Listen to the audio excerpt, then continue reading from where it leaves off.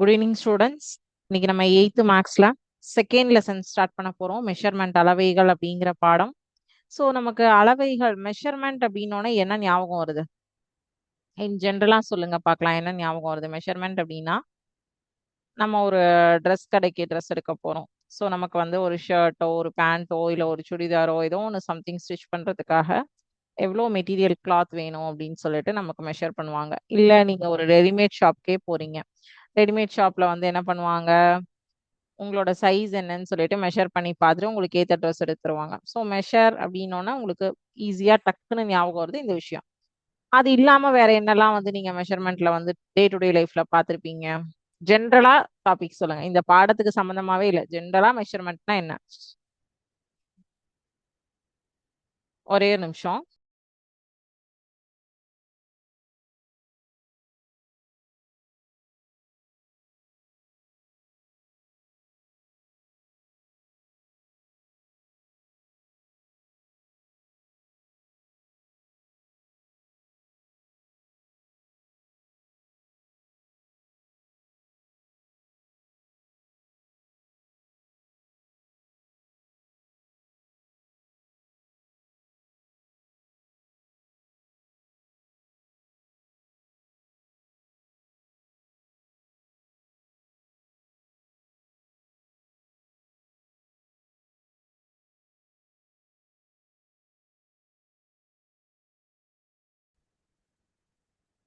So in ஜென்ரலா உங்களுக்கு வந்து மெஷர்மெண்ட் அப்படின்னா நீங்க டே டு டே லைஃப்ல எங்கெல்லாம் யூஸ் பண்ணுவீங்க? ஒரு நம்ம கடைக்கு போறோம், ஷாப் போறோம். ஒரு சும்மா நார்மலா நீங்க ஒரு மளிகை கடைக்கு போறீங்க, ஒரு பால் வாங்குறீங்க. எப்படி சொல்வீங்க? ஒரு பாக்கெட் பால் கொடுங்கன்னு சொல்வீங்களா? இல்ல 1/2 லிட்டர் பால் கொடுவீங்க, 1 லிட்டர் பால் கொடுங்க அப்படிதானே கேட்பீங்க. ஸோ நார்மலா நம்ம காலையில பால் வாங்குறதுல இருந்து ஒரு மெஷர்மெண்ட் தான். ஸோ அப்போ அப்போ உங்களுக்கு வந்து டே டு டே லைஃப்ல நீங்க எல்லா இடத்துலயுமே இந்த மெஷர்மெண்ட்டுங்கிறது பார்த்துட்டு தான் இருக்கோம் நம்ம. அதுல வந்து ஸ்பெசிஃபிக்கா நீங்க வந்து ஃபிஃப்த்துக்கு அப்புறம் சிக்ஸ்த்ல இருந்து பாத்தீங்கன்னா ஒரு ஒரு கிளாஸ்லயும் ஒரு ஒரு ஷேப்ஸ் பேசிக்ல இருந்து பார்த்துட்டு வந்திருப்பீங்க. ஸ்கொயரு, ரெக்டாங்கிள், ட்ரையாங்கிள், அப்புறம் வந்து 3 டைமென்ஷன் ஷேப்ல கியூபாய்டு, சிலிண்டர், கோன், இதெல்லாமே வந்து நீங்க பார்த்துட்டு வந்துட்டு இருந்திருப்பீங்க. கரெக்டா? ஸோ இப்போ இங்க நம்ம பார்க்க போறது 8th ஸ்டாண்டர்ட்ல செகண்ட் லெசன்ல பார்ட்ஸ் ஆஃப் சர்க்கிளும் ஏரியா ஆஃப் சர்க்கிளும். சரி, இந்த parts of circle area of circle போறதுக்கு முன்னாடி நான் ஒரு மோட்டிவேஷனல் ஸ்டோரி உங்களுக்கு சொல்லிட்டு அதுக்கப்புறம் நம்ம வந்து இன்னைக்கான பாடத்துக்கு போயிடலாம். மோட்டிவேஷனல் லைன்ஸ் வந்து இன்னைக்கு திருக்குறள் தான். ஓகேவா?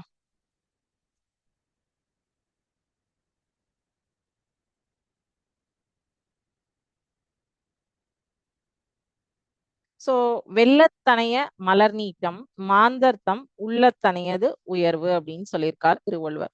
அதாவது குளத்துல இருக்கிற தாமரை மலருடைய தண்டு வந்து அந்த குளத்து நீரோட ஆழத்துக்கு ஏத்த மாதிரி மேல நீண்டு வளரும். சோ அதே மாதிரிதான் ஒரு ஒரு மனுஷனுடைய வாழ்க்கையில உயர்வும் வெற்றியும் அவருடைய மனதுல இருக்கக்கூடிய ஊக்கம் முயற்சியோடைய அளவை பொறுத்து தான் அமையும் அப்படின்னு சொல்லியிருக்காரு. சோ அப்ப இதுல இருந்து நமக்கு மாணவர்களாகிய நமக்கு தெரிஞ்சுக்க வேண்டிய விஷயம் என்ன அப்படின்னா, உங்களுடைய திறமையோ சூழலையோ நினைச்சு நீங்க என்னைக்குமே தயங்க வேண்டாம். உங்க மனசுல வந்து நீங்க சாதிக்கணும் அப்படிங்கிற ஒரு எண்ணத்தையும் ஊக்கத்தையும் இருந்தாவே வெற்றி வந்து உங்களுக்கு தானா வரும். நமக்கு இவ்வளவுதான் தெரியும், நமக்கு இவ்வளவுதான் கெப்பாசிட்டி, நம்மளால வந்து இங்கிலீஷ் பேச முடியுமா, மேக்ஸ் வருமா, சயின்ஸ் தெரியுமா. சோ அந்த எண்ணங்கள் எல்லாமே நீங்க வந்து உங்களை நீங்களே தாழ்த்தி யோசிக்காம உயர்வான எண்ணங்களோட நீங்க வந்து யோசிச்சீங்க அப்படின்னா உங்களால என்ன பண்ண முடியும்? கண்டிப்பா அச்சீவ் பண்ண முடியும் அப்படின்னு சொல்லிட்டு திருவள்ளுவர் சொல்லியிருக்காரு. ஓகே, சரி. இப்போ பாடத்துக்கு போயிடலாம். Parts of circle. இதுக்கு நான் உங்களுக்கு ஒரு குட்டி கதை சொல்றேன். நம்ம எல்லாருமே வந்து பீஸா சாப்பிடுவோம். கரெக்டா? பீஸா சாப்பிடும்போது நீங்க வந்து ஒரு பீஸா வாங்குறீங்க. இந்த ஷேப்ல இருக்குமா? ரவுண்டா? கரெக்டா? இப்படி 4 பார்ட்ஸா பிரிச்சிருக்காங்கன்னு வச்சுப்போம். ஓகேவா? இதுதான் வந்து ஒரு பீஸா ஞாபகம் வச்சுக்கோங்க. இதை ஒரு 4 பார்ட்ஸா பிரிச்சிருக்காங்கன்னு ஞாபகம் வச்சுக்கோங்க. சோ இந்த 4 பார்ட்ஸா பிரிக்கிறதுல நீங்க வந்து என்ன பண்றீங்க அப்படின்னா ஒரு பார்ட்டை வந்து நீங்க இப்படி எடுத்து சாப்பிட்டுறீங்க. கரெக்ட்? 4 ஈக்குவல் பார்ட்ஸ்ல ஒரு பார்ட்டை நீங்க என்ன பண்றீங்க? எடுத்து சாப்பிட்டுடுறீங்க. அந்த இப்படி எடுத்து சாப்பிடுறீங்க இல்லையா? இந்த எடுத்து சாப்பிடுற இந்த பார்ட் தான் வந்து இத சென்டர்ல இருந்து எடுக்கிறீங்க இல்லையா?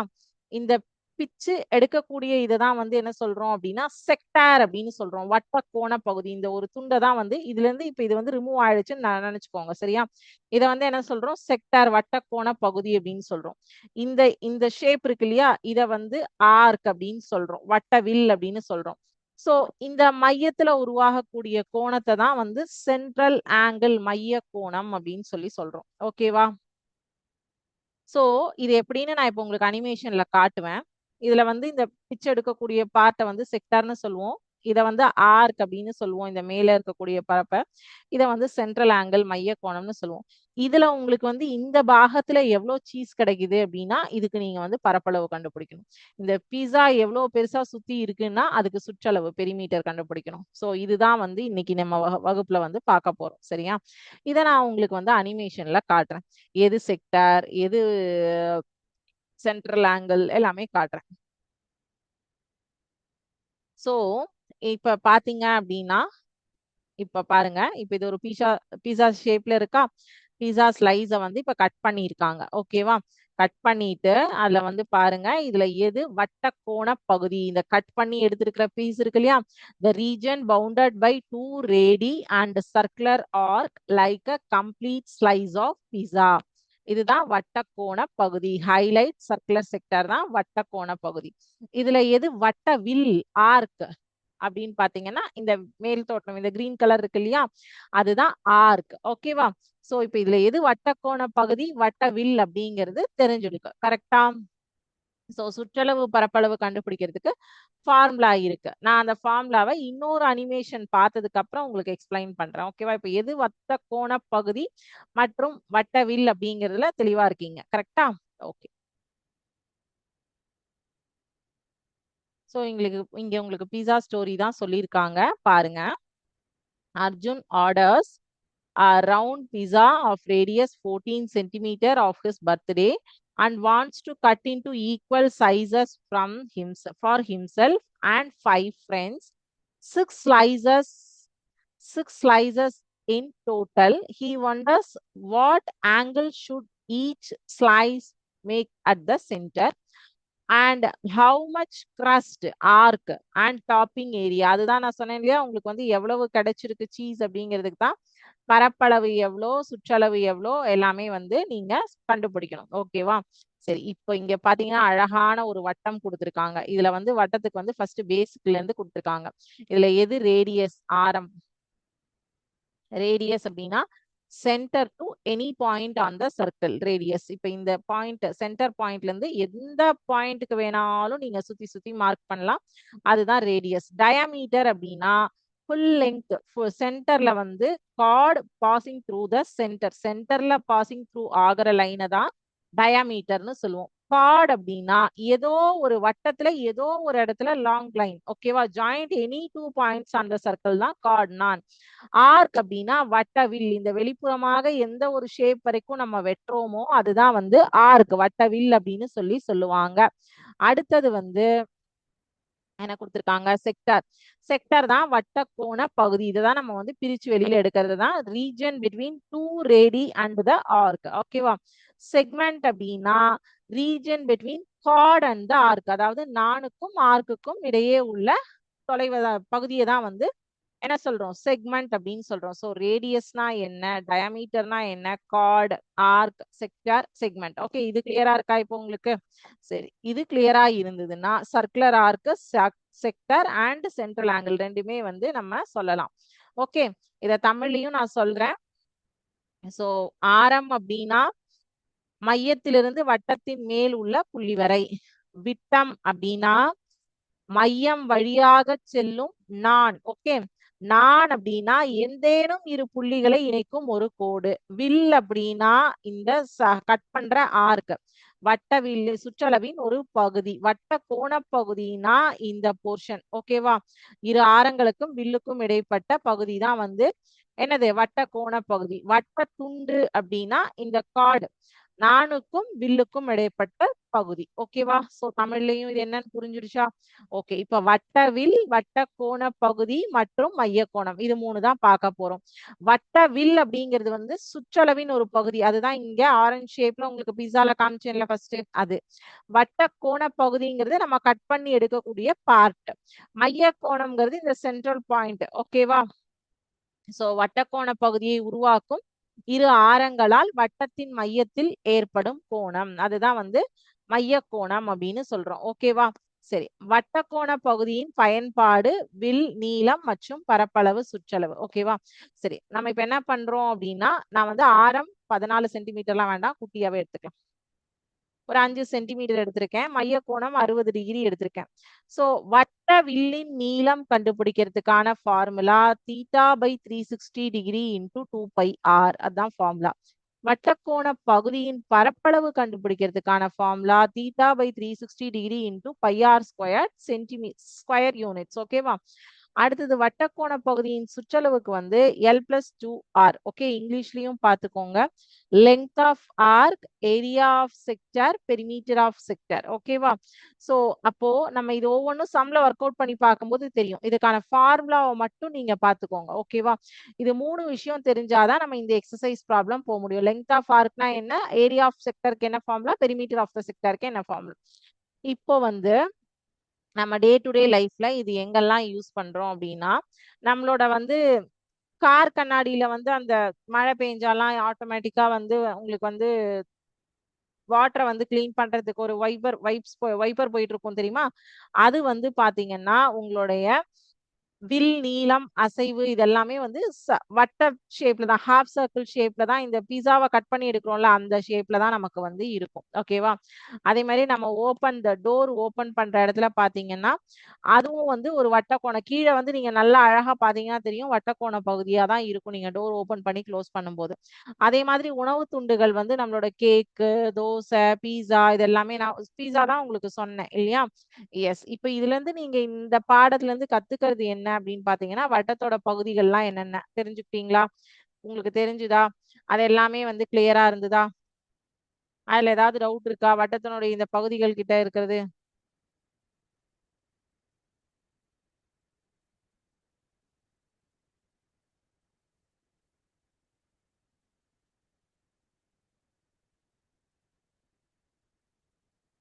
அடுத்தது நமக்கு வட்டக்கோண பகுதிக்கான வேறுபாடு என்னங்கிறது இப்ப சம்ஸ் பார்க்கும்போது தெரிஞ்சிடும். மைய கோணம் ஆரத்தை பயன்படுத்தி வட்டவில்லின் நீளம் கண்டுபிடிக்கிறதுக்கான ஃபார்முலா பாத்தீங்க. வட்டக்கோண பகுதியின் பரப்பளவு, சுற்றளவுக்கான ஃபார்முலா பாத்தீங்க. சோ இது வந்து உங்களுடைய எக்ஸசைஸ் ப்ராப்ளம் அப்படியே கொடுத்திருக்காங்க. 8 கணக்கு இருக்கு. 8 கணக்குமே இங்க கொடுத்திருக்காங்க. நம்ம பார்ப்போம். சோ 2 ஆரங்களாலும் அவற்றிற்கு இடைப்பட்ட வில்லாலும் அடைப்படும் பகுதி டேஷ் எனப்படும். நானா, வட்டத்துண்டா, வட்டக்கோண பகுதியா, விட்டமா? எது சொல்லுங்க? 2 ஆரங்களாலும் 2 பக்கமும் ரேடியஸ் அண்ட் இடைப்பட்ட வில்லாலும் அடைப்படும் பகுதி வட்டத்துண்டா, வட்டக்கோண பகுதியா, விட்டமா, நானா? நீங்க தெரிஞ்சதோ தெரியலையோ ட்ரை பண்ணலாம். அப்ப உங்களுக்கு கரெக்டான ஆன்சர் கிடைக்கும். சரி, வட்டத்துண்டுன்னு சொல்றீங்க. தவறு. சோ சரியான பதில் என்ன அப்படின்னு பாருங்க. ஒரே நிமிஷம்.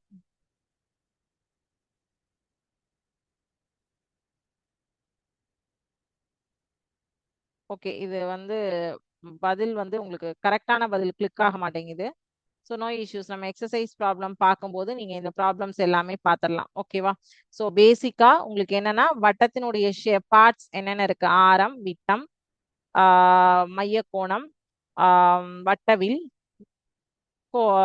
மைய கோணத்தினுடைய ஃபார்முலா எப்படி கண்டுபிடிக்கிறது, ஏரியா எப்படி கண்டுபிடிக்கிறது, பெரிமீட்டர் எப்படி கண்டுபிடிக்கிறது, இதுதான் வந்து இந்த கான்செப்ட்ல இந்த எக்ஸசைஸ்ல கொடுத்துருக்காங்க. சரி, இப்போ ஒரு சம் வந்து உங்களுக்கு நான் சிமுலேஷன்லயே காட்டுறேன். அதுக்கப்புறம் வந்து எக்ஸசைஸ் ப்ராப்ளம் உள்ள போலாம். ஸோ இப்போ இங்க பாத்தீங்கன்னா ரேடியஸ் ஆரம் கொடுத்துருக்காங்க. சென்ட்ரல் ஆங்கிள் தீட்டா வந்து 90 டிகிரின்னு கொடுத்துட்டாங்க. ஸோ அப்போ உங்களுக்கு அந்த சம் எப்படி ஒர்க் அவுட் பண்ணும் அப்படிங்கிறது கேட்டிருக்காங்க. ஸோ ஆர்க் ஆஃப் லெங்த் அப்படிங்கிறது வந்து எஸ். அதாவது எஸ் அப்படிங்கிறது வில்லின் நீளம். வில்லின் நீளம் கண்டுபிடிக்கிறதுக்கான formula θ/360 degree into 2 pi r அப்படிங்கிறது தான் வில்லின் நீளம் கண்டுபிடிப்பதற்கான ஃபார்முலா ஆர்க் ஆஃப் லெங்த். சரி, இதுல வந்து தீட்டா வந்து 90 டிகிரின்னு கொடுத்துட்டாங்க. டிவைடட் பை 360 இன்டூ 2 பையோடைய மதிப்பு 22/7, ஆர் வந்து 14ன்னு கொடுத்துட்டாங்க. ஸோ அதை சிம்பிளிஃபை பண்ணி 22 சென்டிமீட்டர் ஆர்க் ஆஃப் லெங்த் கண்டுபிடிச்சிட்டாங்க. அடுத்தது area of sector. Area of செக்டருக்கு formula theta by 360 into pi r squared. So பரப்பளவு theta by 360 degree into pi r squared தான் பரப்பளவு. இதுக்கும் எல்லா மதிப்புமே தெரிஞ்சிருக்கு, நமக்கு வந்து பரப்பளவு கண்டுபிடிச்சிருக்காங்க. லாஸ்ட் ஒன் வந்து perimeter of the sector. S plus 2r அப்படிங்கிறது தான் perimeter of the sector. So S அப்படிங்கிறது நீங்க ஃபர்ஸ்ட் கண்டுபிடிச்சிருக்கீங்க இல்லையா, ஆர்க் ஆஃப் லெங்த், அதுதான் எஸ். ஸோ அது கூட்டல் 2 இன்டூ ஆரம் போட்டீங்க அப்படின்னா 50 சென்டிமீட்டர். ஸோ இதுதான் வந்து area of the sector, perimeter of the sector, arc of length கண்டுபிடிக்கிறதுக்கான ஸ்டெப்ஸ். ஓகேங்களா? ஸோ இப்போ உங்களுக்கு புரிஞ்சுதா? இதுல ஏதாவது டவுட்ஸ் இருக்கா சொல்லுங்க, நம்ம இப்ப எக்ஸசைஸ் ப்ராப்ளம் பார்க்க போறோம்.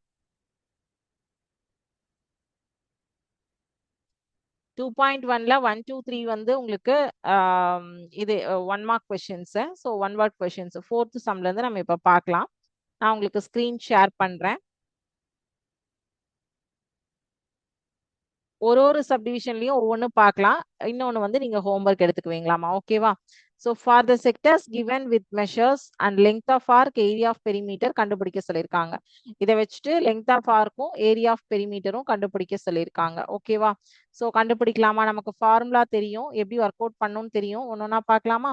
எஸ், நம்ம ஒவ்வொன்றா நம்மளே ஒர்க் அவுட் பண்ணும்போது நமக்கு ஈஸியா இருக்கும். இந்த மாதிரி ஒரு விஷயங்களும் கொடுத்துட்டு இல்லாத ஒரு விஷயங்கள் கேட்பாங்க. இப்ப அதுலயே 2வது சப்டிவிஷன்ல பாத்தீங்கன்னா டயாமீட்டர் கொடுத்துருக்காங்க. ரேடியஸ்க்கு கொடுக்கறதுக்கு பதிலா டயாமீட்டர் கொடுத்துருக்காங்க. ஸோ நீங்க என்ன பண்ணலாம் அப்படின்னா அதுக்கு ரேடியஸ்ல இருந்து டயாமீட்டர் கன்வெர்ட் பண்ணிட்டு அதுக்கப்புறம் சம் ஒர்க் அவுட் பண்ணணும். ஓகேவா?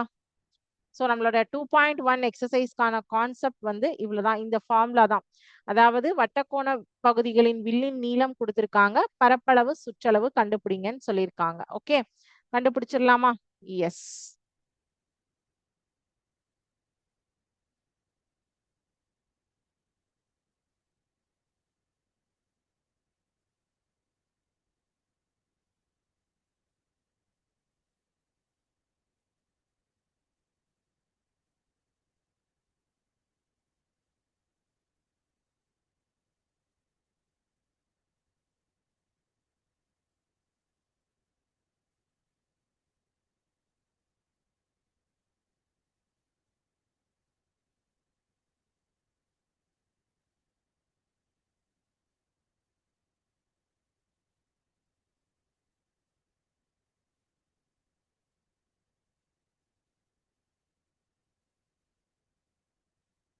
சென்ட்ரல் ஆங்கிள் மைய கோணம் 45 டிகிரி. இததான் வந்து தீட்டான்னு சொல்லுவோம். அண்ட் வந்து ஆரம் வந்து 16 சென்டிமீட்டர். ஓகேங்களா? இதுதான் கொடுத்திருக்காங்க. மைய கோணம், சென்ட்ரல் ஆங்கிள்னா மைய கோணம். ஓகேவா? லெங்த் ஆஃப் ஆர்க் கண்டுபிடிக்க சொல்லியிருக்காங்க. லெங்த் ஆஃப் ஆர்க் கண்டுபிடிச்சாதான் நம்மளால என்ன பண்ண முடியும், பெரிமீட்டர் ஆஃப் த செக்டர் வந்து நம்மளால கண்டுபிடிக்க முடியும். கரெக்டா? லெங்த் ஆஃப் ஆர்க் தெரியலனா நம்மளால வந்து சுற்றளவு, வட்டக்கோண பகுதியின் சுற்றளவு வந்து கண்டுபிடிக்க முடியாது. கரெக்ட்டுங்களா? கரெக்டா இல்லையா? நீங்க தான் இப்ப சொல்லணும். ஏன்னா எஸ் பிளஸ் 2r அப்படிங்கிறது தானே ஃபார்முலா. சுற்றளவுக்கு ஃபார்முலா வந்து எஸ் பிளஸ் 2r. ஸோ அப்ப எஸ் கண்டுபிடிக்கணும்னா என்ன கண்டுபிடிக்கணும்? வில்லின் நீளம் கண்டிப்பா கண்டுபிடிக்கணுமா? ஸோ லெங்த் ஆஃப் ஆர்க் அப்படிங்கிறது வந்து வில்லின் நீளம். எஸ், வில்லின் நீளம். ஓகேவா? தமிழ்ல வில்லின் நீளம். லெங்த் ஆஃப் ஆர்க் SRL எப்படி வேணாலும் நீங்க சொல்லிக்கலாம். அதையும் மென்ஷன் பண்ணிடுறேன். Length. So theta degree by 360 degree into 2 pi r units, அலகுகள். ஓகே, 2 pi r யூனிட்ஸ், அலகுகள். சோ தீட்டா இங்க என்ன கொடுத்திருக்காங்க?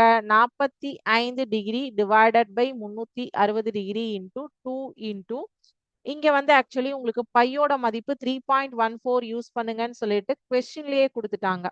சோ அதனால நமக்கு வேற வழி இல்ல, அவங்க கொடுத்ததை தான் யூஸ் பண்ணி ஆகணும். சோ ஒரு சைஃபர் ஒரு இங்க சைஃபர் கேன்சல் பண்ண முடியாது. ஓகே, 360 அப்படியே வச்சுக்கோங்க. சோ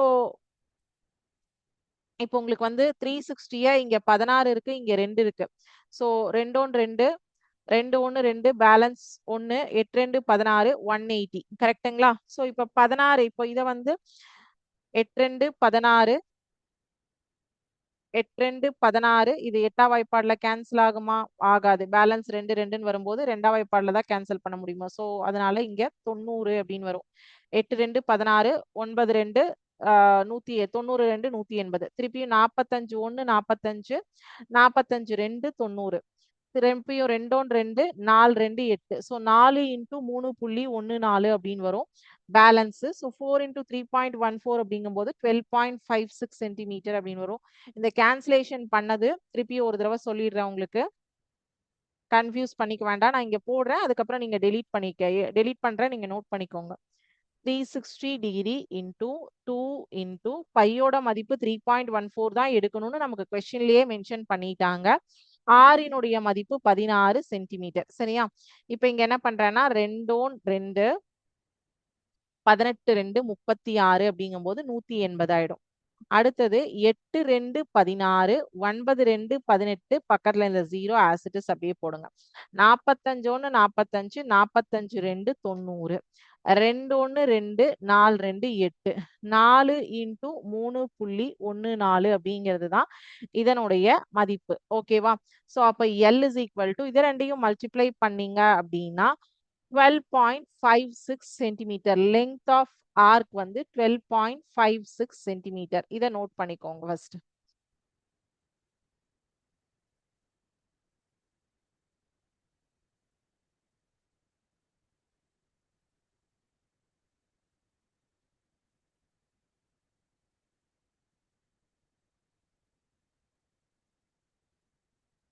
சரி, இது போட்டீங்களா? அப்புறம் வந்து ஏரியா ஆஃப் செக்டார் போடணுமா? இதை நான் ரீட் பண்ணி தான் ஆகணும், இன்னும் அந்த சம் முடியல.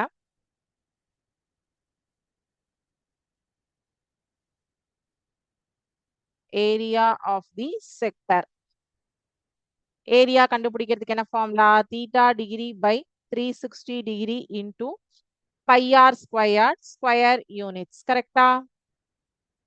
எஸ். இப்போ இங்க தீட்டா என்ன கொடுத்திருக்காங்க?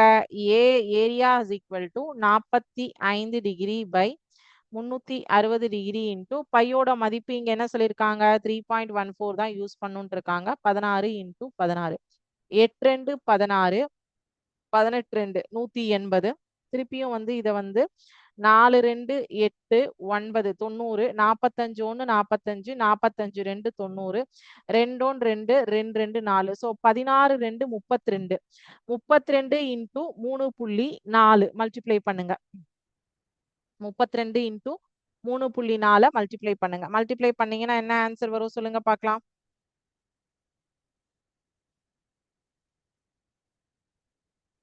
32 இன்டூ 3.14 மல்டிப்ளை பண்ணீங்கன்னா 100.48 centimetre squared. So area of the sector. ஓகேவா? வட்டவில்லின் பரப்பளவு. ஓகேவா? தமிழ்ல வந்து பரப்பளவு. வட்டக்கோண பகுதியின் பரப்பளவு. அடுத்தது வட்டக்கோண பகுதியின் சுற்றளவு கண்டுபிடிக்கணும். சுற்றளவு கண்டுபிடிக்கிறதுக்கு வந்து நம்ம ஆல்ரெடி லெங்த் ஆஃப் ஆர்க்ல எல் கண்டுபிடிச்சு வச்சிருக்கோம். LRS. ஓகே, சோ எல் கண்டுபிடிச்சு வச்சிருக்கோமா?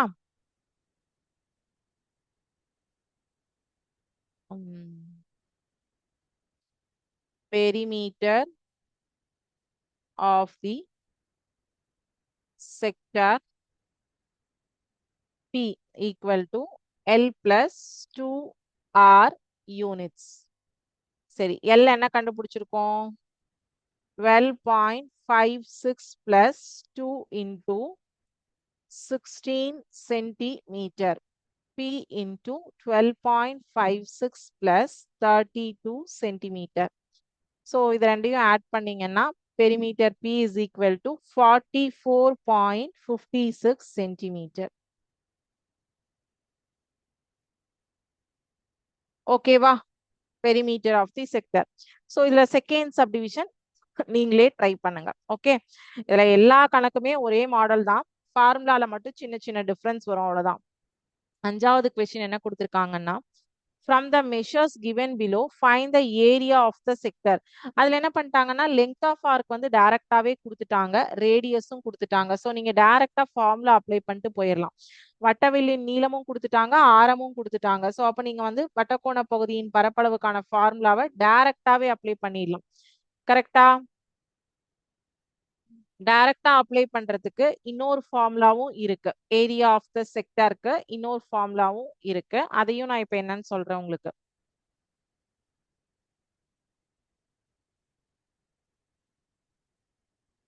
The sector A is equal to LR by 2 square units.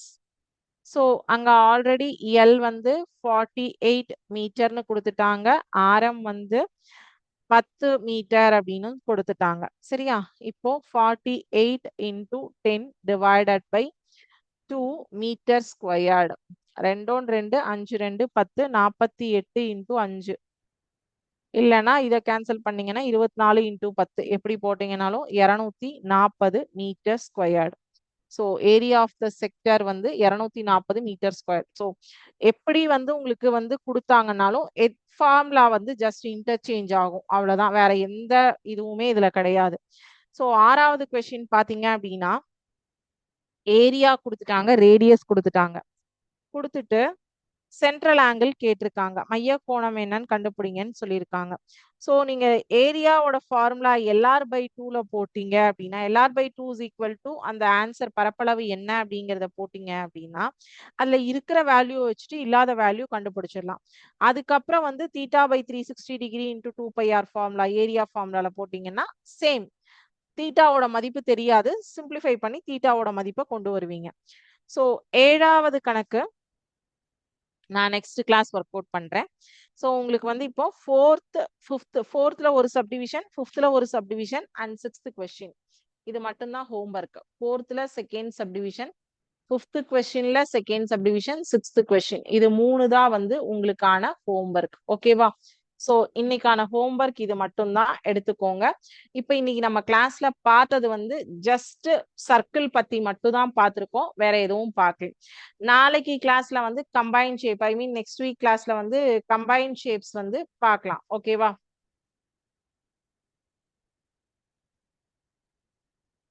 So இதுல ஏதாவது டவுட்ஸ் இருந்ததுன்னா கேளுங்க, அப்படி இல்லைன்னா நம்ம டிக்டேஷன் வேர்ட்ஸ் போலாம்.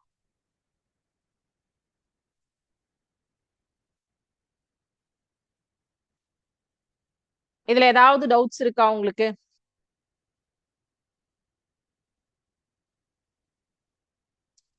டவுட்ஸ் எதுவும் இல்ல அப்படின்னா நம்ம டிக்டேஷன் வேர்ட்ஸ் போலாம். சரிங்களா?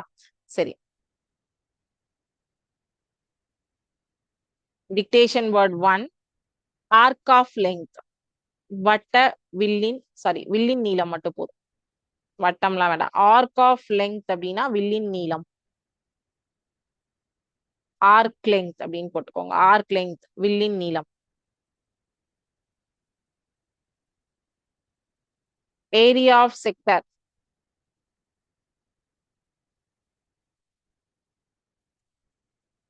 ஏரியா ஆஃப் செக்டர் வட்டக்கோண பகுதியின் பரப்பளவு.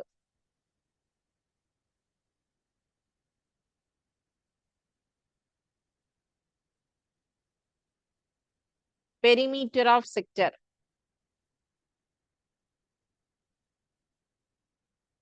வட்டக்கோண பகுதியின் சுற்றளவு. பெரிமீட்டர் ஆஃப் செக்டர் வட்டக்கோண பகுதியின் சுற்றளவு. டயாமீட்டர். டயாமீட்டர் விட்டம். கார்ட் நான். டயாமீட்டர் விட்டம், கார்ட் நான். arc length, area of sector, perimeter of sector, diameter, chord. So 5 வார்த்தைகள் சொல்லியிருக்கேன். 5ஐயுமே வந்து கரெக்டா எழுதிருப்பீங்கன்னு நினைக்கிறேன். எழுதிட்டு அதை எங்களுக்கு ஷேர் பண்ணுங்க. ஓகேவா? ஸோ வேற ஏதாவது இதுல டவுட்ஸ் இருந்ததுன்னா கேட்கலாம். இதுல பேலன்ஸ் இருக்கக்கூடிய சம்ஸ் நம்ம நெக்ஸ்ட் கிளாஸ்ல நெக்ஸ்ட் டாபிக் பார்த்துட்டு இதை கண்டினியூவா பார்த்துக்கலாம். No issues. ஸோ டவுட்ஸ் எதுவும் இல்லை அப்படிங்கிறீங்க. ஸோ நம்ம இதோட இன்னைக்கு கிளாஸை கம்ப்ளீட் பண்ணிக்கலாம். Thank you students. வாழ்க பாரதம், வெல்க தமிழகம்.